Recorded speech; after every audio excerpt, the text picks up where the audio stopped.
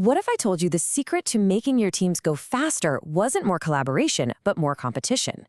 Today, we're going to break down a pretty radical management idea. It's called the Honey Badger Framework, and believe me, it challenges a lot of what we think we know about teamwork. So let's just start with the big, provocative question right out of the gate. Could you actually unlock more speed, more innovation, by having your own teams compete against each other, head to head, on the exact same problem? It sounds kind of crazy, right? Well, that's the core idea we're going to unpack. And this idea has a name: the Honey Badger Management Framework, or HBMF for short. Now, that sounds like a mouthful, but here's what it means. It's a system designed for teams that include both people and AI. And its engine, well, it's something called governed intra-team competition. The key word there is governed. This isn't about creating a chaotic free-for-all. It's a very structured system. So how on earth does this work without just creating a total mess? Well, the HBMF is built on 4 key pillars that all have to work together. Let's take a look at the engine of this thing, piece by piece. The first pillar is all about speed and being able to change your mind. The intuition here is super simple. You just want more chances to stop yourself from investing in a bad idea. Instead of getting locked into a long 6-month project, these short cycles mean you're constantly checking in. If something's not working, you just cut your losses and move on. No big deal. So how short are we talking? The HBMF uses these super short 7-day sprints that you can cancel at any time. From an economic standpoint, this is huge.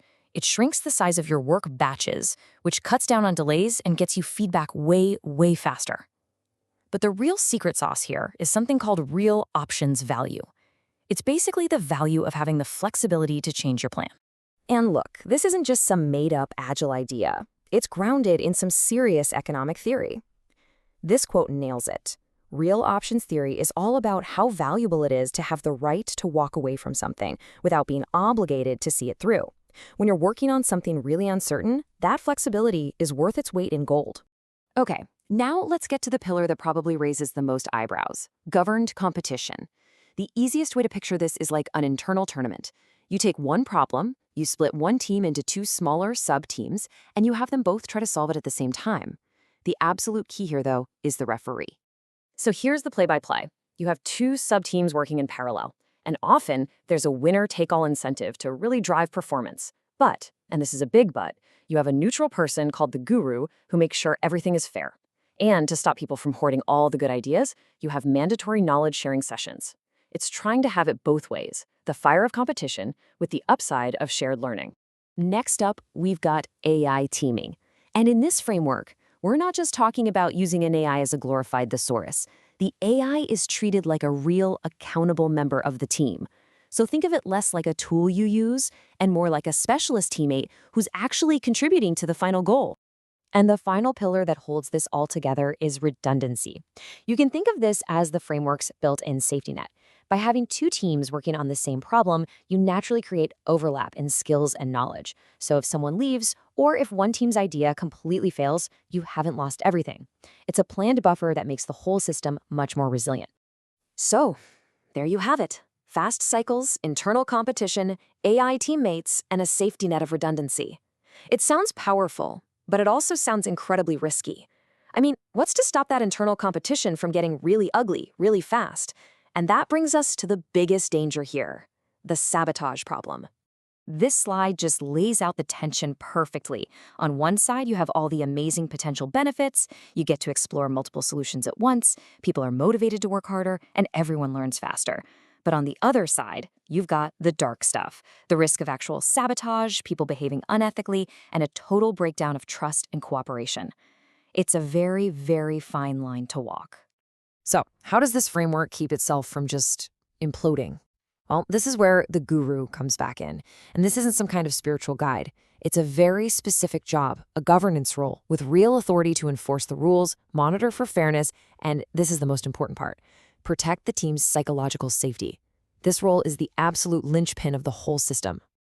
And the guru follows a very clear playbook. They keep everything transparent with daily dashboards and weekly notes. They enforce a very explicit no sabotage rule, and they act as the judge if there's a dispute. But their most critical job is to run a weekly psychological safety survey. You can think of this as a circuit breaker. If those safety scores drop below a certain point, the whole competition can be stopped immediately. Okay, so that's the theory. It's a fascinating, if a little scary idea. But how much of this is just a cool concept, and how much is backed by actual hard evidence? Let's take a step back and actually grade each pillar, just like the source paper did. And this report card is really, really interesting. Look at this. Short cycles get an A-. The economic theory there is rock solid. Redundancy also does pretty well with a B+. AI teaming gets a solid B. But check out governed competition. It gets a C+ to a B-. The evidence is clear that while it can work, it's incredibly fragile. The outcome totally depends on getting that governance and safety stuff exactly right. So, given that pretty mixed evidence, you obviously wouldn't want to just roll this out across your entire organization tomorrow. For any of you watching who are decision makers or team leads, if this idea has you intrigued, how could you actually test it safely? Let's look at what a pilot program would look like. First things first, you gotta measure what matters. The paper suggests using what are called the DORA metrics, which are a gold standard in software development, but they boil down to 4 simple questions. How often do you ship code? How fast can a change get to production? How often do your deployments cause a problem? And how fast can you fix it when they do? This gives you a really clear performance baseline. Now, the proposed experiment is pretty conservative. It's a 3-month pilot. You pick 2 teams that are pretty similar, and you measure their performance and their psychological safety to get a baseline. Then, you run the framework with a dedicated guru, and you track everything week over week. But the most important part is the stop rule. You decide ahead of time on a safety score that you will not go below. It's a built-in emergency brake if things start to go sideways. And this really is the key takeaway. The paper itself says it best. The Honey Badger framework is not some proven, off-the-shelf solution you can just buy. It's a testable hypothesis. Its individual parts are backed by some solid theory, but the system as a whole needs to be tested carefully in the real world before you can say it truly works. Which brings us to the final and maybe most important question, the one I want to leave you with. It isn't just about whether the framework can work in a lab. It's about whether it can work for you. Looking at your team, your company, your culture, are you truly ready for the intensity and the very real risks of governed competition?